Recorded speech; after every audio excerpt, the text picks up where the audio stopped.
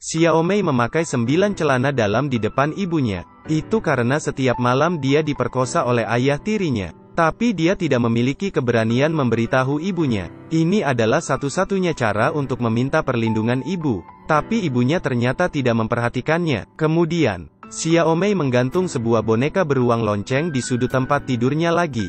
Dengan harapan jika bel ini berbunyi, ibunya dapat menolongnya. Tetapi saat tengah malam tiba, tempat tidur Xiaomei mulai bergetar hebat. Bel berbunyi sangat keras. Tetapi ibu Xiaomei sepertinya tuli, tidak merespon sama sekali. Keesokan harinya, ibu melihat bercak di tempat tidur putrinya. Seketika membuatnya menyadarinya. Dia menyeka bercak itu dengan kuat. Dia sepertinya hanya ingin membersihkannya. Seolah-olah tidak ada kejadian apapun semalam malam. Xiaomei duduk di sudut ruangan dan melihat ibunya dengan tatapan dingin. Matanya dipenuhi dengan rasa kebencian dan seperti mati rasa. Dan ibunya masih berusaha menyeka spray tempat tidurnya. Mungkin karena terlalu lama dibiarkan, sehingga membuat beberapa bercak telah mengering dan membekas di kasurnya. Dan sulit untuk dibersihkan. Ibu Xiaomei membanting kain lap di atas spray kasur. Suara keras itu membuat Xiaomei ketakutan dan menjatuhkan gelas airnya. Dia menatap ibunya dengan ketakutan.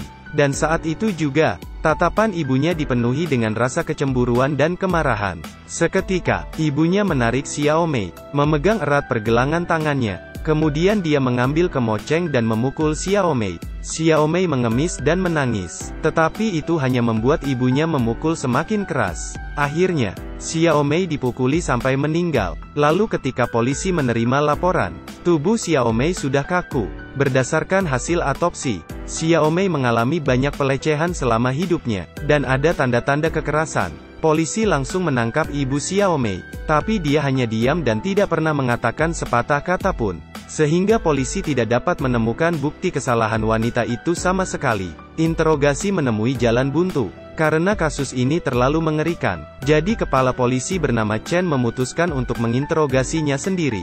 Chen seorang kepala polisi yang mahir dalam memecahkan kasus.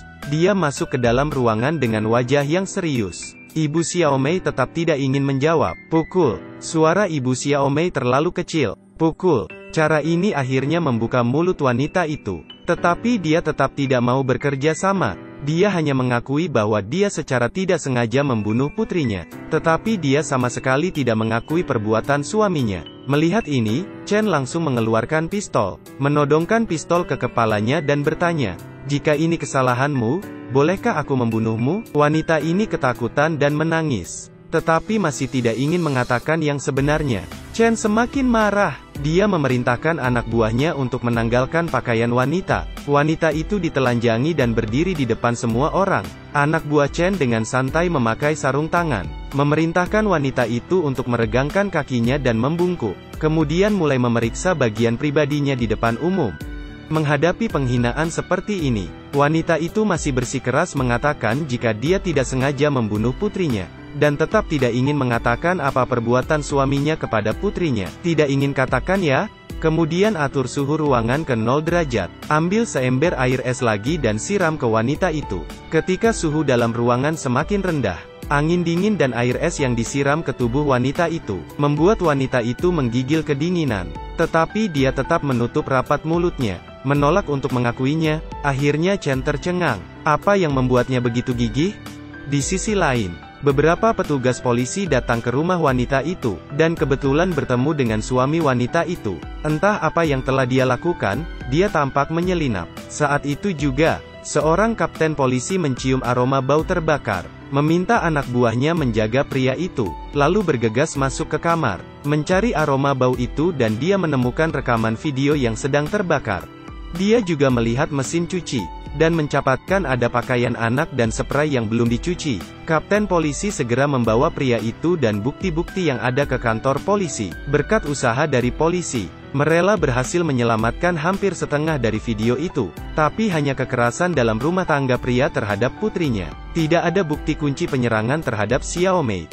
Satu-satunya penyebab kematian Xiaomei adalah ibunya sendiri. Tim investigasi datang ke ruang interogasi lagi. Kali ini penyidik merubah sikapnya. Bersikaplah sangat sopan kepada wanita. Tidak hanya membantu wanita itu mengeringkan tubuhnya, penyidik bahkan menuangkan segelas air untuknya. Penyidik duduk berhadapan dengan wanita itu, berusaha membujuk wanita itu. Berjanji padanya asalnya dia mengakui kejahatan suaminya, akan meringankan hukumannya. Tapi wanita itu tetap tidak mengakuinya. Dia bersikeras kalau dia tidak tahu apa-apa. Dia sepertinya ingin menutupi kejahatan suaminya sampai akhir. Penyidik melihat cara dia ternyata tidak berguna. Kemudian memperlihatkan foto tubuh Xiaomei, melempar satu demi satu foto di depan wanita itu. Memar yang ada di tubuh gadis kecil itu sangat mengerikan. Mereka juga nyalakan rekamet kaset suaminya, memperlihatkan video putrinya yang terlihat seperti mainan suaminya. Wanita itu hanya bisa menghindar dan menutup matanya. Tapi penyidik tidak akan membiarkannya. Dia memerintahkan petugas polisi untuk membuka mata wanita itu. Dia ingin wanita itu melihat dengan mata kepalanya sendiri. Iblis macam apa yang merasukinya?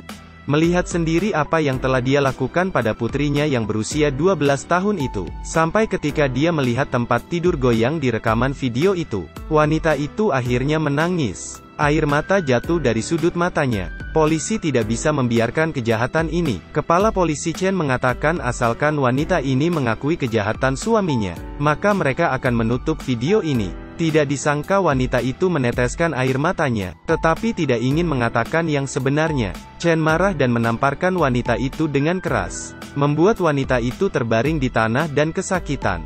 Melihat itu, Chen tidak bisa melanjutkan interogasinya, dan memerintahkan polisi untuk mengirimnya kembali ke sel. Saya pikir kasusnya telah terhenti. Ternyata malam harinya sesuatu telah terjadi. Wanita itu menggosokkan pergelangan tangannya di tepi semen. Dia juga menggigit tangannya hingga terluka, karena dia takut dia akan mengatakan yang sebenarnya dan melibatkan suaminya.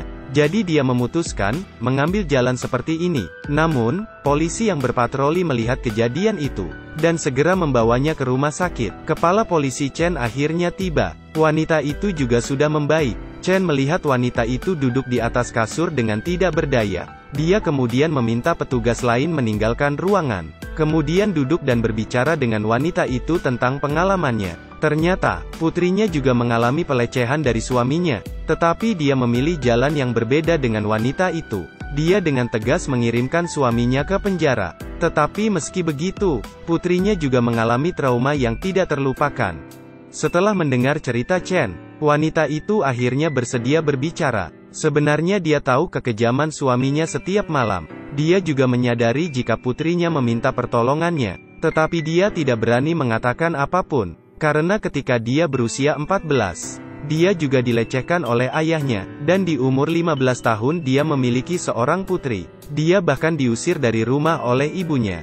Bertahun-tahun dia berusaha bertahan hidup, dan pada akhirnya dia dicampakan oleh banyak pria. Dan tentang kejahatan suaminya, asalkan dia berpura-pura seperti tidak ada yang terjadi, maka keluarga ini bisa bertahan selamanya. Tetapi dia salah. Setelah mendengar cerita wanita itu, hati kepala polisi Chen juga tersentuh.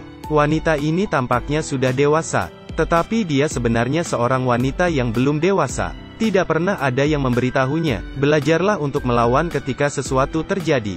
Jadi ketika putrinya diganggu, dia hanya bisa bersembunyi. Sampai setelah dia mendengar cerita kepala polisi Chen, wanita itu akhirnya menunjukkan keberaniannya. Dia akhirnya mengakui kejahatan suaminya, dan suaminya dijatuhi hukuman mati. Sedangkan wanita itu menghabiskan hidupnya di penjara, menghabiskan sisa hidupnya untuk menebus kesalahannya. Meskipun yang hilang tidak bisa kembali, tetapi itu lebih baik daripada tidak melakukan apa-apa. Terakhir, saya berharap semua wanita yang pernah terluka dapat berdiri dengan berani, mengambil langkah hukum untuk melindungi diri sendiri. Inilah yang ingin disampaikan dari cerita film ini kepada kita semua. Dan cerita pun berakhir sampai di sini. Saya Acong, sampai jumpa di cerita berikutnya.